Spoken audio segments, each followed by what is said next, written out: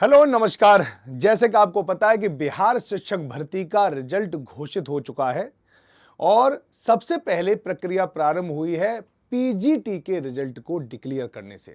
और उसमें भी सबसे पहले हिंदी विषय के लिए रिजल्ट घोषित किया गया है और बाकी भी रिजल्ट समय के साथ धीरे धीरे धीरे सभी रिजल्ट घोषित हो जाएंगे इन्हीं 2 या 3 दिनों में। पीजीटी हिंदी के अलावा पीजीटी के 16 विषयों का रिजल्ट घोषित किया जा चुका है। आइए रिजल्ट से संबंधित समस्त जानकारी मैं आपको इस छोटे से वीडियो में आपको मैं दूंगा, तो पूरा जरूर देखें। तो देखिए रिजल्ट घोषित हुआ, कितने विषय का हुआ और कितने अभ्यर्थी पास हुए।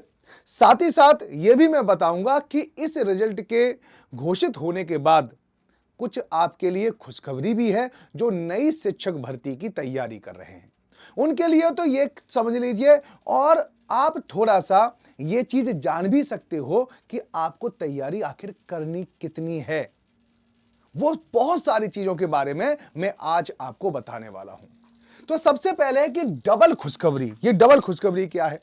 सबसे पहले तो उन सब लोगों को मेरी तरफ से हार्दिक बधाइयां हैं, एक हार्टली कॉन्ग्रेचुलेशन है जो इस शिक्षक भर्ती में सफल हो गए हैं।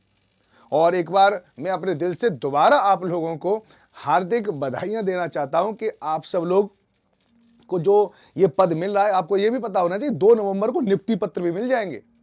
तो अब आप शिक्षक बन चुके हो, ये समझ लीजिए। तो उन सब लोगों के लिए तो मेरे लिए या मेरी तरफ से और हमारी पूरे परिवार की तरफ से, सुपर कोचिंग हमारा एक पूरा परिवार है जो दिल और जान से पूरी तरह से आपके सफलता के लिए कार्य करता रहता है। उस पूरे परिवार की तरफ से आप सभी को हार्दिक शुभकामनाएं और आपकी जो नई जर्नी है वो बहुत ही मंगलमय हो। आप अच्छी तरह से इस जो भी आपके पास जो जिम्मेदारी है उसको निभाएं। साथ ही साथ जिनके रिजल्ट अभी आने वाले हैं उनके लिए मैं बता रहा हूं थोड़ा सा शांति बरतें, ठीक है? थोड़ा सा मन को समझाएं क्योंकि इस समय पर दिल की धड़कनें आपकी काफी तेज हो रही होंगी, मैं जानता हूं। चलिए, जो सफल नहीं हो पाए हैं उनके लिए एक लेसन है ये। आप लोग देखिए, एक लेसन है कि अगर सही समय पर अगर किसी भी विषय की तैयारी करना प्रारंभ कर दिया जाए और यह ना देखा जाए कि एग्जाम कब होगा, एग्जाम ओरिएंटेड यानी बिल्कुल और बिल्कुल एग्जाम जब होगा तभी से हम पढ़ना शुरू करते हैं। इसको अगर अपने दिमाग से सारे अभ्यर्थी निकाल दें, जो जो मेरे वीडियो देख रहे हैं वो सारे लोग निकाल दें ना, तो मैं निश्चित रूप से बता रहा हूं सबका सिलेक्शन होगा। और आज इस रिजल्ट ने एक तरह से ये बताया है कि आखिर सिलेक्शन यानी जितनी भर्ती आई थी उनके लिए योग्य अभ्यर्थी भी नहीं मिले हैं। तो पहला तो उनके लिए खुशखबरी है जिनका सिलेक्शन हो चुका है। दूसरा उनके लिए भी खुशखबरी है जो शिक्षक बनना चाहते हैं, जो पहली शिक्षक भर्ती में तो अपीयर नहीं हो पाए, इस शिक्षक भर्ती का वो हिस्सा बनना चाहते हैं। तो उनके लिए क्योंकि खाली पद 75% रह गए हैं, वो सारे 75% जो पद हैं वो नई भर्तियों में जोड़ दिए जाएंगे। तो 70 में अगर इन खाली पदों को जोड़ दें तो 1 लाख से ऊपर की संख्या जा सकती है। तो आप उसके लिए अभी से तैयारी शुरू कर दें और सारे सिलेबस को अच्छे से पढ़ें। मैं बार बार बता रहा हूं, सिलेबस को बेहतरीन रूप से पढ़ना बहुत जरूरी है। सिलेबस को याद करें, जो कुछ पूछा है, जो सिलेबस है उसे संपूर्णता से आत्मसात करें और अच्छी तरह से सिलेबस में दिए गए हर एक पॉइंट को बेहतरीन रूप से तैयार करें और निश्चित रूप से आपका सिलेक्शन होगा। ठीक है? तो नई शिक्षक भर्ती के जो नए अभ्यर्थी हैं उनके लिए भी शुभकामनाएं। उनके लिए भी पता एक नया अवसर है आप लोगों के लिए कि आप शिक्षक बन सकते हैं, क्योंकि इसका भी पेपर लगभग नवंबर के मिड नवंबर के आसपास यहां पर हो जाएगा। अब देखिए, तो कल पीजीटी में 16 विषयों का रिजल्ट घोषित किया गया है और आपको यह जानकर आश्चर्य होगा कि इसमें से केवल और केवल 25% रिक्तियां ही भर पाई हैं। समझ में आएगा नहीं? यानी 75% रिक्तियां क्या रह गई हैं?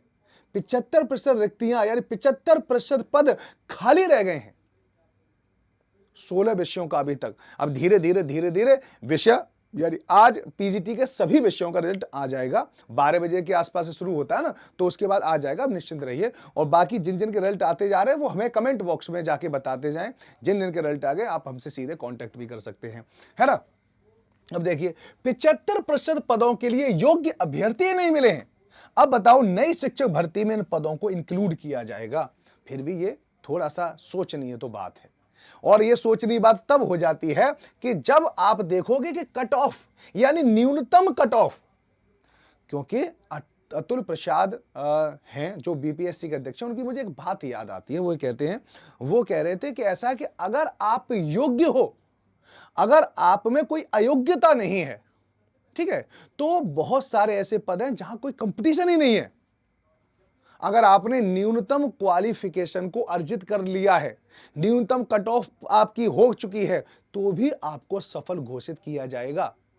तो ये जो रिजल्ट घोषित किया गया है न्यूनतम कट ऑफ के आधार पर, ऐसा माना जा रहा है कि न्यूनतम कट ऑफ के आधार पर, इसका मतलब है 75% जो अभ्यर्थी थे उनमें या तो कोई और अयोग्यता है, या ये अयोग्यता हो सकती है कि वो इतने भी मार्क्स हासिल नहीं कर पाए हैं। खुद सोचिए, 120 क्वेश्चन आए थे, 120 क्वेश्चन में ये न्यूनतम संख्या है, और वो भी तब जब नेगेटिव मार्किंग भी नहीं थी। एक तो तुम्हारे डॉक्यूमेंट्स वेरिफिकेशन में कुछ हुआ होगा, डॉक्यूमेंट्स में आपने कुछ अपलोड किया होगा, गलत हो गया होगा, हो सकता है उनका भी रिजल्ट ना आया हो, वो अयोग्यता है, ठीक है। लेकिन रिजल्ट घोषित करने में भी बहुत सारे डॉक्यूमेंट्स का वेरिफिकेशन नहीं किया गया होगा भी। तो दूसरी अयोग्यता क्या बनती है? यही बनती है ना कि वो न्यूनतम जो अंकों को प्राप्त नहीं कर पाए हैं। अगर आप जनरल की बात करें तो केवल और केवल क्या था, 40 नंबर उनको प्राप्त करने थे, लेकिन 40 भी प्राप्त नहीं कर पाए होंगे, तभी 75 पद खाली रह गए हैं। बीसी, ठीक है, उनके लिए केवल 36.5 ये न्यूनतम नंबर लाने थे उन्हें सेलेक्ट होने के लिए। इसके बाद ईबीसी को 34 लेके आने थे, एससी एसटी दिव्यांग और महिलाओं को मात्र 32 नंबर लेके आने थे 120 में से। तो आप ये तो देख लेते हो पेपर टिपिकल आया है। पेपर में 50 से लेकर 60% पेपर सिंपल आता है हमेशा, कोई भी पेपर क्यों रहो। अगर आप उस सेक्शन को अच्छे से तैयार कर लेते हैं तो फिर ऐसा हो ही नहीं सकता कि आपका सिलेक्शन ना हो। अब आप थोड़े से आंकड़े देखोगे तो आप ये कहोगे सर ऐसे देखो, हिंदी में अगर आप देखेंगे कि तो ये तो सफल अभ्यर्थी हैं, ये जिनके लिए अभ्यर्थी नहीं मिले हैं, योग्य अभ्यर्थी नहीं मिले हैं। यानी हिंदी में केवल और केवल 525 3221 पद, यानी इनके लिए योग्य अभ्यर्थी नहीं मिले हैं। ये सभी पीजीटी के लिए बता रहा हूं मैं, ये सारे पीजीटी के लिए हैं। तो अगर आप पोस्ट ग्रेजुएट हो और आपने पेपर सेकंड जो एस्टेट का पेपर सेकंड क्वालिफाई कर रखा है, तो आपके लिए कितनी जगह आने वाली हैं सोचिए। ये तो रिक्तियां बची हैं, नई रिक्तियां तो और आ गई थी, उसमें और इंक्लूड होकर कितनी जो है हो जाएंगी आप सोच सकते हो, ठीक है। इंग्लिश में तो सबसे अच्छा रहा है। संस्कृत में देखो 1289 पद खाली रह गए, केवल 258 भरे। उर्दू में देखिए 145 भरे हैं, 1749 खाली रह गए। बांग्ला में केवल 1 पद भरा है, 27 पद खाली रह गए। वहीं पर मैथिली में 48 158 पद खाली रह गए, ठीक है। रसायन यानी केमिस्ट्री में 1072 4799 पद खाली रह गए। भौतिकी में 682 3032 पद खाली रह गए। भूगोल में 279 1033 पद खाली रह गए। भूगोल देखो कितने पद खाली हैं, 700 पद। इसलिए मैं कह रहा हूं कि थोड़ा सा पीजीटी वाले सेक्शन को अच्छे से पढ़ लिया करो, बिना कंपटीशन के यहां पे आपका सिलेक्शन हो जाएगा, समझेंगे, बिना कंपटीशन के।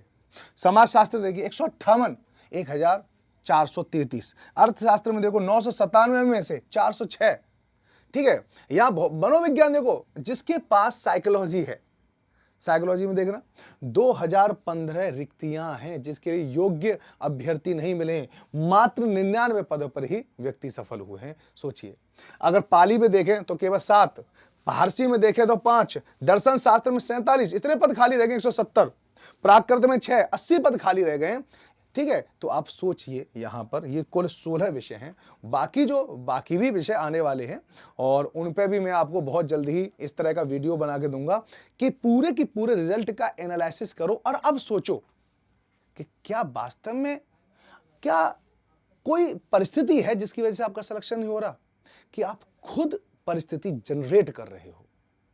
तो रिजल्ट का एनालिसिस करने का हमारा उद्देश्य यही था कि आप थोड़ा सा समझें, आप समय से पहले पढ़ना प्रारंभ कर दें। ऐसा नहीं कि एग्जाम जैसी आए और तुरंत आप पढ़ने पहुंच जाते हो, ये नहीं। एग्जाम से पहले ही अपने आप को प्रिपेयर करें कि हम किसके लिए बने हैं। पहले पता करो कि हम, आप जब मान लो एक बात, पीजीटी अगर आपने ज्योग्राफी से करी है तो ज्योग्राफी पढ़ो ना, पेपर हो या ना हो पढ़ो। मनोविज्ञान आपने पढ़ी है तो पेपर हो या ना हो उसको पढ़ो ना, 2 घंटे ही पढ़ो, रोज पढ़ते रहो। यही सफलता का सबसे अच्छा शॉर्टकट होता है। याद रखना, पढ़ें पढ़ें और केवल पढ़ें, यही वाला काम करना है। चलिए, बाकी अगर आपको कोई भी लेटेस्ट इंफॉर्मेशन लेनी है और कुछ भी जानना है, कैसे पढ़ना है, किस तरह से अपना शेड्यूल तैयार करना है, किस तरह से, तो आप कमेंट बॉक्स में जाकर हमें जरूर बताएं। इसके अलावा आप SST विद राज राणा, मैं यहां पे लिख दे रहा हूं, SST विद राज राणा, यहां पर आप टेलीग्राम पर मेरे साथ जुड़ सकते हैं। यहां पर मैं आपके हर एक सवाल का जवाब दूंगा। ठीक है, किसी भी मैसेज पर लॉन्ग प्रेस करके रिप्लाई कर दे तो ये मैसेज मेरे पास पहुंच जाएगा और आप अपनी मेंटरशिप भी मुझसे ले सकते हैं। तो चलिए, धन्यवाद। आपसे ऐसे ही मिलते रहेंगे और ऐसी इंफॉर्मेशन आपके साथ साझा करते रहेंगे।